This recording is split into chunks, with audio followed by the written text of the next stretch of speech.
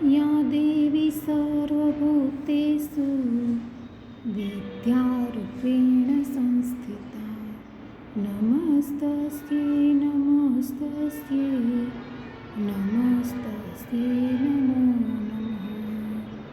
નમસ્તે વિદ્યાર્થી મિત્રો, નીલકંઠ વિદ્યાલય યુટ્યુબ ચેનલમાં આપનું સ્વાગત છે।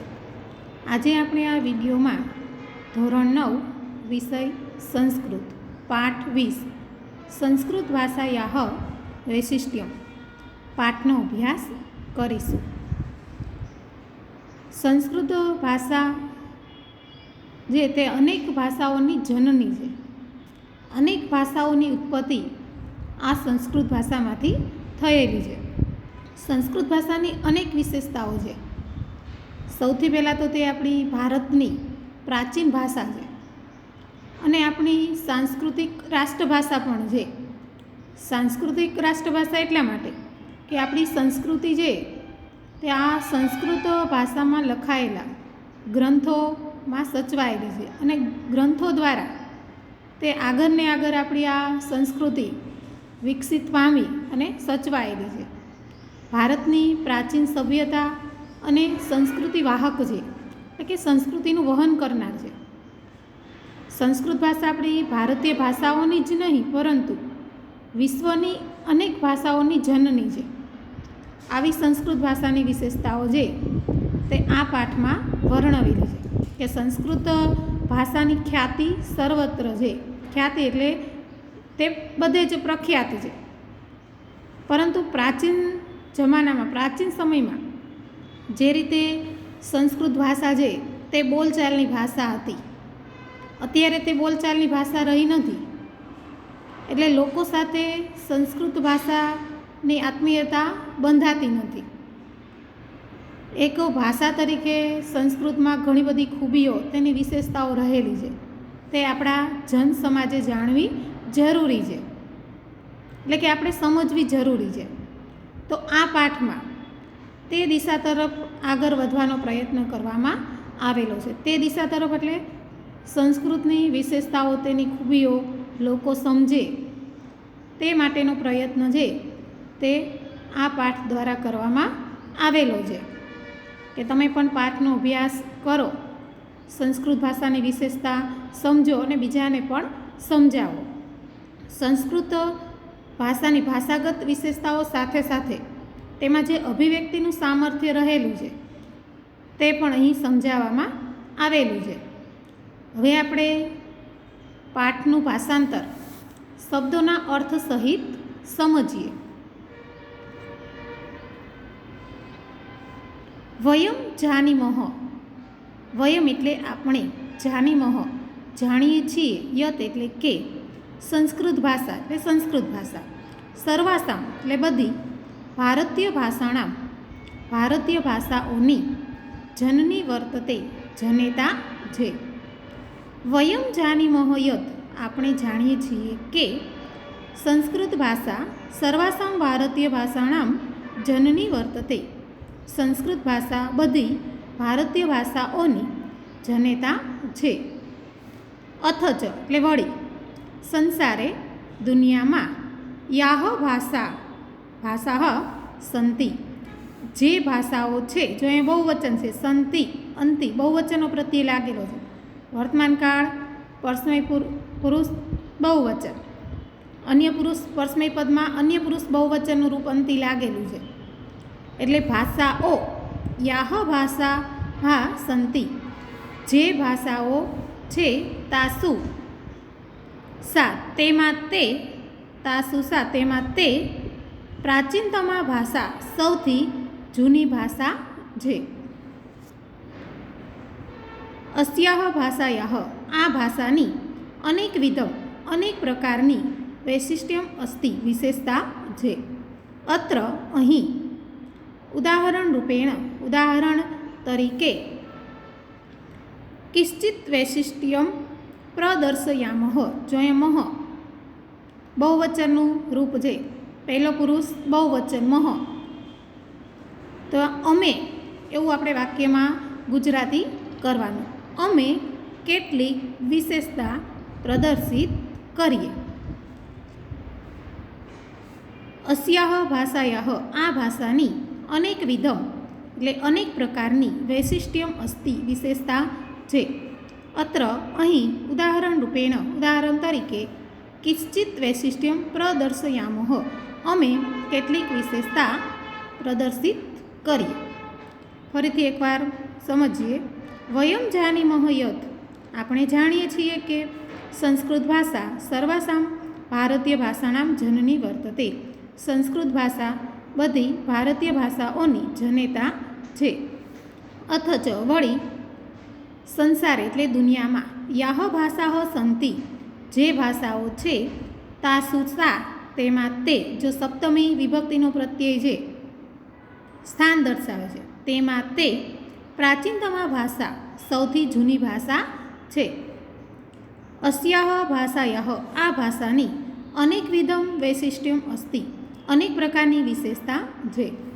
અત્ર અહીં ઉદાહરણ તરીકે કિંચિત કેટલીક વૈશિષ્ટ્યમ પ્રદર્શયામઃ વિશેષતા પ્રદર્શિત કરીએ. સંસ્કૃત ભાષાની 8 વિશેષતાઓ અહીં આપણે પાઠમાં આપેલી છે. કે પહેલી વિશેષતા છે કે ઋગ્વેદ આપણો સૌથી જૂનો ગ્રંથ છે કે દુનિયાના ગમે તે પુસ્તકાલયોમાં તમે જાઓ તે સૌથી જૂનું પુસ્તક છે તે ઋગ્વેદ છે. અને આ ઋગ્વેદ છે તે સંસ્કૃત ભાષાનો જ ગ્રંથ છે. એટલે દુનિયાનું સૌથી પહેલું પુસ્તક ઋગ્વેદ થયું અને તે પણ સંસ્કૃત ભાષામાં લખાયેલું છે. તો આ તેની વિશેષતા છે. બીજી વિશેષતા છે તે સંસ્કૃતની વર્ણમાળાની છે કે તેમાં જે વર્ણનો ક્રમ નક્કી કરેલો છે તે વૈજ્ઞાનિક અને તાર્કિક છે તેના વિશેની વાત કરેલી છે. ત્રીજી વિશેષતા અષ્ટાધ્યાયી નામનું સંસ્કૃત જે વ્યાકરણ છે તેવું વ્યાકરણ બીજે ક્યાંય જોવા નથી મળતું. ચોથી વિશેષતા છે કે મહાભારત નામનો વિશાળ ગ્રંથ છે તે બીજે ક્યાંય બીજી કોઈ ભાષામાં લખાયેલો નથી. તો આ પણ સંસ્કૃતની વિશેષતા છે. પછી વિશેષતા છે કે રામાયણ નામનું આદિકાવ્ય છે કે જે ઘણી બધી લિપિઓમાં પ્રાચીન સમયમાં પણ લખાયેલા હતા અને અત્યારે તે પણ ઘણી બધી લિપિઓમાં લખાયેલું મળે છે. તો આ પણ તેની વિશેષતા છે. પછી પંચતંત્ર નામનો ગ્રંથ કે દુનિયાની ઘણી બધી ભાષાઓમાં તેનો અનુવાદ થયેલો છે. તો આવા ગ્રંથ છે તે બીજી કોઈ ભાષાના ગ્રંથને આવું સૌભાગ્ય પ્રાપ્ત નથી થયું કે એનો આવી રીતનો અનુવાદ થયો હોય. તો આ પણ સંસ્કૃત ભાષાની વિશેષતા ગણાય. પછી સંસ્કૃત ભાષામાં એ પણ વિશેષતા છે કે કોઈ પણ એક કે બે વર્ણો વગર શ્લોક રચવા, કાવ્ય રચવા, પાત્ર સંવાદ બોલે આવું સંસ્કૃતમાં સંભવ છે. કે અમુક વર્ણોને છોડીને સંવાદ રચવાનો પણ સંસ્કૃતમાં સંભવ છે. આ તેની વિશેષતા છે. છેલ્લે 8મી વિશેષતા છે કે શિશુપાલ નામનું જે મહાકાવ્ય છે તેમાં કવિ માઘે ફક્ત 1 કે 2 વર્ણનો ઉપયોગ કરી અને કાવ્ય રચેલા છે. તો આ પણ સંસ્કૃત ભાષાની વિશેષતા ગણાય છે. હવે આપણે વિશેષતા છે તે ભાષાંતર સહિત સમજીએ. પ્રથમમ વૈશિષ્ટ્યમ એટલે પહેલી વિશેષતા સંસારના સમસ્તેષુ એટલે બધા પુસ્તકાલયોમાં જો સુ પ્રત્યય છે તે 7મી વિભક્તિ બહુવચનનો પ્રત્યય છે કે જેનું ગુજરાતી માં થાય. સંસારસ્ય સમસ્તેષુ પુસ્તકાલયેષુ દુનિયાના અથવા સંસારના બધા પુસ્તકાલયોમાં પ્રાચીનતમ એટલે સૌથી જૂનો ગ્રંથ ઋગ્વેદ વર્તતે ઋગ્વેદ છે. પ્રથમમ વૈશિષ્ટ્યમ પહેલી વિશેષતા સંસારસ્ય સમસ્તેષુ પુસ્તકાલયેષુ સંસારના બધા પુસ્તકાલયોમાં પ્રાચીનતમ ગ્રંથ ઋગ્વેદ વર્તતે સૌથી જૂનો ગ્રંથ ઋગ્વેદ છે. અયમપી આ પણ સંસ્કૃત ભાષાની એવ એટલે જ ગ્રંથ એટલે ગ્રંથ છે. આ પણ સંસ્કૃત ભાષાનો જ ગ્રંથ છે. અહીંયા નો લેવાનો છે. વાક્ય રચના પ્રમાણે તમે યાહ શબ્દ છે તેનું નો ની નું ના ગુજરાતી કરી શકો. અયમપી આ પણ સંસ્કૃત ભાષાયાહ એવ ગ્રંથ આ પણ સંસ્કૃત ભાષાનો જ ગ્રંથ છે.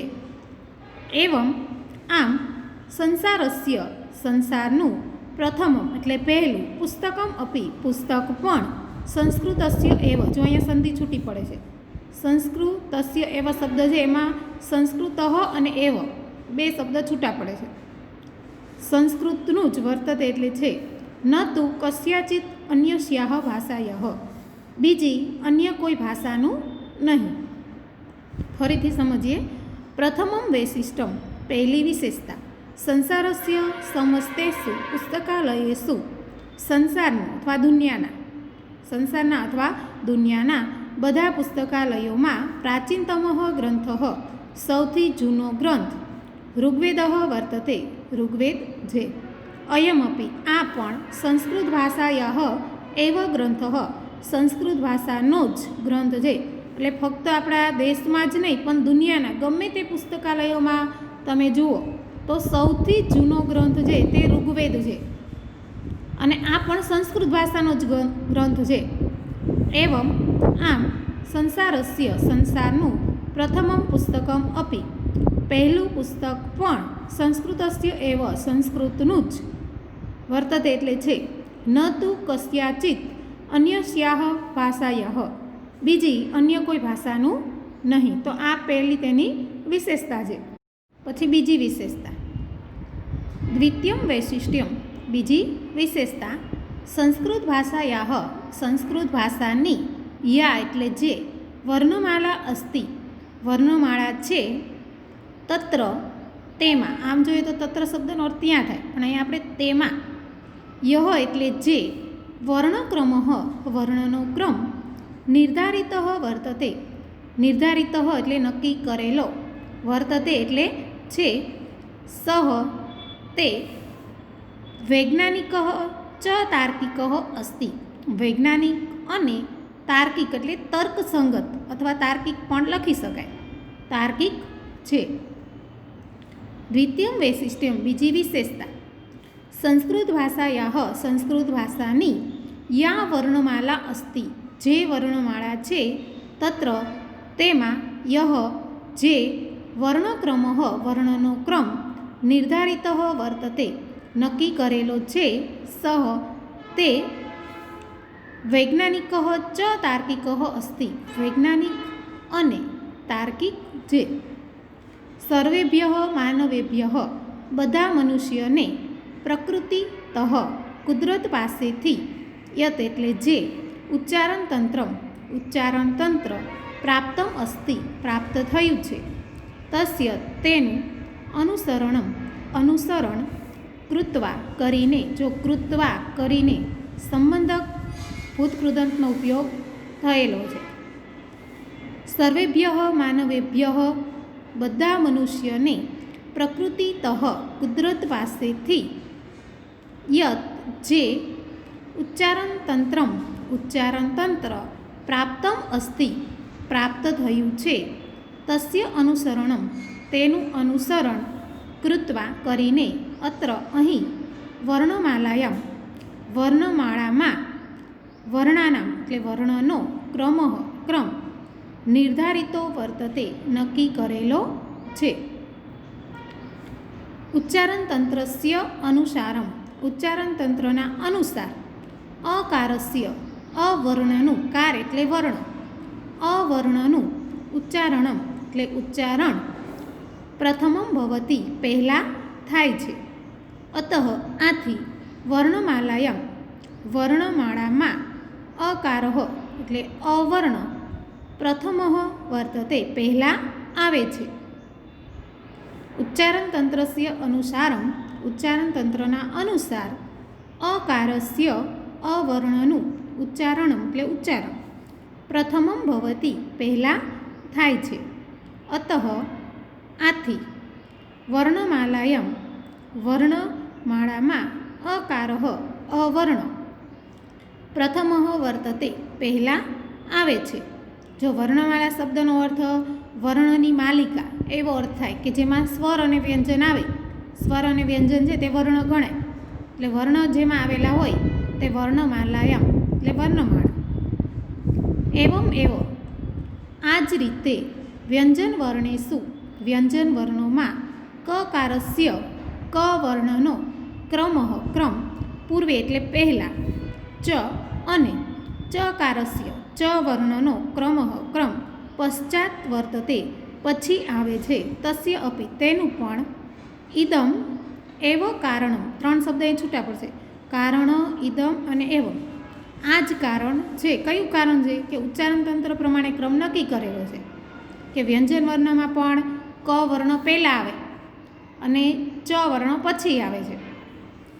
અન્યસુ ભાષાસુ બીજી ભાષામાં યહ એટલે જે વર્ણમાળા સંતિ વર્ણમાળા છે બીજી ભાષાઓમાં બહુવચન છે એટલે બીજી ભાષાઓમાં જે વર્ણમાળા છે તત્ર તેમાં એતાદિશ આવો તાર્કિક તર્કસંગત ચ અહીંયા ચ છૂટો પડશે ચ અને વૈજ્ઞાનિક વૈજ્ઞાનિક ક્રમ ન મિલતી મળતો નથી. અન્યાસુ ભાષાસુ બીજી ભાષાઓમાં યાહ વર્ણમાલા સંતિ જે વર્ણમાળા છે તત્ર તેમાં એતાદિશ આવો તાર્કિક ચ વૈજ્ઞાનિક ક્રમ ન મિલતી તાર્કિક અને વૈજ્ઞાનિક ક્રમ મળતો નથી. તો આ પણ સંસ્કૃત ભાષાની વિશેષતા છે કે સંસ્કૃત ભાષાની જે વર્ણમાળા છે તેમાં જે વર્ણનો સ્વર અને વ્યંજનનો ક્રમ નક્કી કરેલો છે તે વૈજ્ઞાનિક અને તાર્કિક છે તર્કસંગત છે. એમને આડેધર કોઈ વર્ણ પહેલાં કે પછી આવતા નથી. માણસને જે કુદરત પાસેથી ઉચ્ચારણ તંત્ર પ્રાપ્ત થયું છે કે આપણે ઉચ્ચારણ કરીએ છીએ તે પ્રમાણે વર્ણનો ક્રમ નક્કી કરેલો છે કે સ્વરમાં જોઈએ તો અ પહેલાં આવે, વ્યંજન વર્ણમાં જોઈએ તો ક પહેલાં આવે પછી ચ આવે, એ રીતે ક્રમ નક્કી છે. એમાં કંઈ ચ પહેલાં અને ક પછી એવું આવતું નથી, ક્રમમાં છે. શા માટે? તો આપણું ઉચ્ચારણ તંત્ર છે તે પ્રમાણે આ ક્રમ નક્કી કરેલો છે કે આપણે ગુજરાતીમાં સંધિ જોઈ હતી એમાં વ્યંજનનું આપણે કોષ્ટક જોયું હતું. કંઠ્ય વ્યંજન, તાલવ્ય વ્યંજન, મૂર્ધન્ય વ્યંજન, દંત્ય વ્યંજન, ઓષ્ઠ્ય વ્યંજન. તો આપણે જે ઉચ્ચારણ કરીએ છીએ કે પહેલાં જે વ્યંજન છે કંઠમાંથી જેનું ઉચ્ચારણ થાય છે તે કંઠ્ય એટલે કંઠ પહેલાં આવે તો તે વ્યંજન પહેલાં આવેલા છે.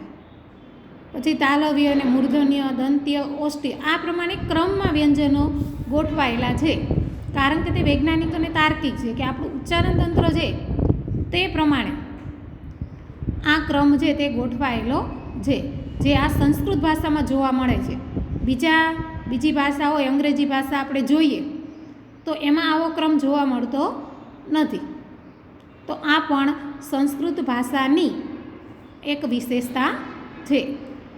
પછી જે ત્રીજી વિશેષતા છે તેમાં અષ્ટાધાયી નામના સંસ્કૃત વ્યાકરણની વાત કરેલી છે. તૃતીયમ વૈશિષ્ટ્યમ ત્રીજી વિશેષતા આચાર્યનો પાણીની છે તે સંસ્કૃત સાહિત્યકારનું નામ છે. આચાર્યનો પાણીનીના વિરચિતમ આચાર્ય પાણીનીએ રચિત અષ્ટાધાયી નામના એટલે અષ્ટાધાયી નામનું પ્રસિદ્ધમ એટલે પ્રસિદ્ધ સંસ્કૃત વ્યાકરણ માનવ મસ્તિકની સર્વોત્તમા કૃતિ વર્તતે. સર્વોત્તમા એટલે સર્વશ્રેષ્ઠ, કૃતિ એટલે કૃતિ, વર્તતે એટલે છે, સર્વશ્રેષ્ઠ કૃતિ છે. એતાદિશમ આવું વ્યાકરણ અન્યત્ર એટલે બીજે ક્યાંય ન ઉપલભ્યતે મળતું નથી. તૃતીયમ વૈશિષ્ટ્યમ ત્રીજી વિશેષતા આચાર્ય પાણીનીએ વિરચિતમ રચેલ અષ્ટાધાયી નામનું પ્રસિદ્ધ સંસ્કૃત વ્યાકરણ માનવ મસ્તિકની સર્વોત્તમા કૃતિ વર્તતે સર્વશ્રેષ્ઠ કૃતિ છે. એતાદિશમ આવું વ્યાકરણ અન્યત્ર બીજે ક્યાંય ન ઉપલભ્યતે મળતું નથી. આવું વ્યાકરણ બીજે ક્યાંય મળતું નથી. તો આ પણ સંસ્કૃત ભાષાની વિશેષતા છે કે આચાર્ય પાણીનીએ અષ્ટાધાયી નામનું સંસ્કૃત વ્યાકરણનો ગ્રંથ છે તે લખેલું છે, પુસ્તક લખેલું છે. આવું વ્યાકરણ છે તે બીજે ક્યાંય જોવા નથી મળતું. તો આ પણ સંસ્કૃત ભાષાની એક વિશેષતા ગણાય. પછી વાત કરી છે ચોથી વિશેષતામાં મહાભારત નામના ગ્રંથની. ચતુર્થમ વૈશિષ્ટ્યમ એટલે ચોથી વિશેષતા, કે ચોથી વિશેષતા છે કે મહાભારત નામનો જે ગ્રંથ છે તેમાં 1,00,000 જેટલા શ્લોકો આવેલા છે. આવો વિશાળ ગ્રંથ છે તે સમગ્ર દુનિયામાં બીજે ક્યાંય મળતો નથી. તો આ પણ સંસ્કૃત ભાષાની એક વિશેષતા ગણાય. તેની વાત છે તે કરેલી છે. ચતુર્થમ વૈશિષ્ટ્યમ ચોથી વિશેષતા સંસ્કૃત ભાષાયમ સંસ્કૃત ભાષામાં મહાભારત નામનો પ્રસિદ્ધ એક ગ્રંથ વર્તતે એક ગ્રંથ છે. સંસ્કૃત ભાષામાં મહાભારત નામનો પ્રસિદ્ધ એક ગ્રંથ વર્તતે એક ગ્રંથ છે. સહ તે લક્ષ શ્લોક પરિમિત એટલે 1,00,000 શ્લોકના પરિમાણવાળો છે. સહ તે લક્ષ શ્લોક પરિમિત એટલે 1,00,000 શ્લોકના પરિમાણવાળો છે. એતાદિશ આવો વિશાલકાય વિશાળ ગ્રંથ નિખિલે અપી સંધિ છૂટી પડે છે અહીંયા, એટલે સમગ્ર સંસારે એટલે દુનિયામાં ન અસ્તિ એટલે નથી. એતાદિશ આવો વિશાલકાય વિશાળ ગ્રંથ નિખિલે અપી એટલે સમગ્ર સંસારે એટલે દુનિયામાં ન અસ્તિ નથી. ઇદમ અપી આ પણ સંસ્કૃતસ્ય સંસ્કૃતની અપરમ એટલે અન્ય વૈશિષ્ટ્યમ એટલે વિશેષતા છે.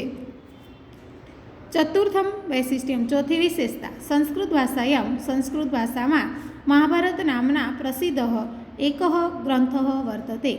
સંસ્કૃત ભાષામાં મહાભારત નામનો પ્રસિદ્ધ એક ગ્રંથ છે. સહ લક્ષ શ્લોક પરિમિત તે 1,00,000 શ્લોકના પરિમાણવાળો છે. એતાદિશ વિશાલકાય ગ્રંથ નિખિલ અપી સંસારે ન અસ્તિ આવો વિશાળ ગ્રંથ સમગ્ર દુનિયામાં નથી. ઇદમ અપી સંસ્કૃતસ્ય અપરમ વૈશિષ્ટ્યમ આ પણ સંસ્કૃત ભાષાની અન્ય વિશેષતા છે. કે આવો મહાભારત તમે આપણે લોકડાઉનમાં રામાયણ મહાભારત જોયું છે કે મહાભારત જેવો વિશાળ ગ્રંથ છે તે તમે બીજે ક્યાંય તમને જોવા નહીં મળે. તો આ પણ સંસ્કૃત ભાષાની એક વિશેષતા છે. પછી પાંચમી વિશેષતા છે તેમાં રામાયણની વાત કરેલી છે કે રામાયણ જેવું જે આદિકાવ્ય છે તે બીજે ક્યાંય જોવા મળતું નથી, કે જે અનેક લિપિઓમાં લખાયેલું છે. સિસ્ટમ પાંચમી વિશેષતા રામાયણ નામનું સુપ્રસિદ્ધમ અત્યંત પ્રસિદ્ધ આદિકાવ્યમ અસ્તિ આદિકાવ્ય છે. પુરાતને પ્રાચીન ભારત એટલે ભારતમાં અયમ ગ્રંથ આ ગ્રંથ અનેકાસુ એટલે અનેક લિપિસુ લિખિત લિપિઓમાં લખાયેલો છે. સાતમી વિભક્તિનો પ્રત્યય છે એટલે લિપિઓમાં લખાયેલો છે. સંપ્રતિ અત્યારે સહ તે નેવારી, મેથિલી, બંગાળી, દેવનાગરી, તેલુગુ, ગ્રંથ, મલયાલમ, શારદા આ બધી લિપિના નામ છે. અત્યારે તે નેવારી, મેથિલી, બંગાળી, દેવનાગરી, તેલુગુ, ગ્રંથ પણ લિપિનું નામ છે. મલયાલમ, શારદા ઇત્યાદિસુ એટલે વગેરે લિપિસુ લિપિઓમાં લિખિત મિલતી લખાયેલો મળે છે. પંચમ વૈશિષ્ટ્યમ પાંચમી વિશેષતા રામાયણ નામનું સુપ્રસિદ્ધમ આદિકાવ્યમ અસ્તિ અત્યંત પ્રસિદ્ધ આદિકાવ્ય છે. પુરાતને ભારતે પ્રાચીન ભારતમાં અયમ ગ્રંથ આ ગ્રંથ અનેકાસુ લિપિસુ અનેક લિપિઓમાં લિખિત લખાયેલો છે. સંપ્રતિ અત્યારે સહ તે નેવારી, મેથિલી, બંગાળી, દેવનાગરી, તેલુગુ, ગ્રંથ, મલયાલમ, શારદા ઇત્યાદિસુ એટલે વગેરે લિપિસુ લિખિત મિલતી લિપિઓમાં લખાયેલો મળે છે. સંસ્કૃત ભાષાના એતાદશાહ આવા બહવો એટલે ઘણા ગ્રંથાહ એટલે ગ્રંથો સંતિ એટલે છે. સંસ્કૃત ભાષાના એતાદિશાહ આવા બહવો ગ્રંથાહ ઘણા ગ્રંથો છે. યહ જે પ્રાચીન કાલે પ્રાચીન સમયમાં અનેકાસુ એટલે અનેક લિપિસુ લિપિઓમાં લિખિતાહ લખાયેલા છે. એતાદિશઃ આવી ઉપક્રમ યોજના અપી એટલે પણ સંસ્કૃતસ્ય એવ સંસ્કૃત એવ વૈશિષ્ટમ વર્તતે સંસ્કૃતની જ વિશેષતા છે. એતાદિશ આવી ઉપક્રમ યોજના અપી પણ સંસ્કૃતસ્ય એવ સંસ્કૃતની જ વૈશિષ્ટ્યમ વર્તતે વિશેષતા છે. ફરીથી આખી વિશેષતાનું ભાષાંતર સમજીએ. પંચમ વૈશિષ્ટ્યમ પાંચમી વિશેષતા રામાયણમ નામ સુપ્રસિદ્ધમ આદિકાવ્યમ અસ્તિ. રામાયણ નામનું અત્યંત પ્રસિદ્ધ આદિકાવ્ય છે.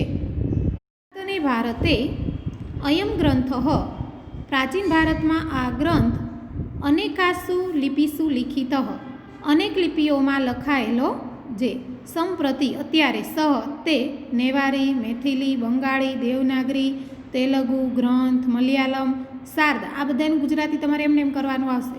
ઇત્યાદિસુ એટલે વગેરે લિપિસુ લિપિઓમાં લિખિત લખાયેલો મિલતે મળે છે. સંસ્કૃત ભાષાયાઃ સંસ્કૃત ભાષાના એતાદશાઃ બહવો ગ્રંથાઃ સંતિ. આવા સંસ્કૃત ભાષાના આવા ઘણા ગ્રંથો છે. એ પ્રાચીન કાલે અનેકાસુ લિપિસુ લિખિતાઃ પ્રાચીન સમયમાં અનેક લિપિઓમાં લખાયેલા છે. એતાદિશઃ આવી ઉપક્રમ અપી યોજના પણ સંસ્કૃતસ્ય એવ સંસ્કૃતની જ વૈશિષ્ટ્યમ વર્તતે વિશેષતા છે. તો આ રીતે રામાયણ છે કે જે આપણું આદિકાવ્ય છે, વાલ્મીકીએ રામાયણ નામના ગ્રંથની છે તે રચના કરેલી છે. પછી અનેક લિપિઓમાં છે તે આ ગ્રંથ છે તે લખાયેલો છે. તો આ પણ સંસ્કૃત ભાષાની એક વિશેષતા છે.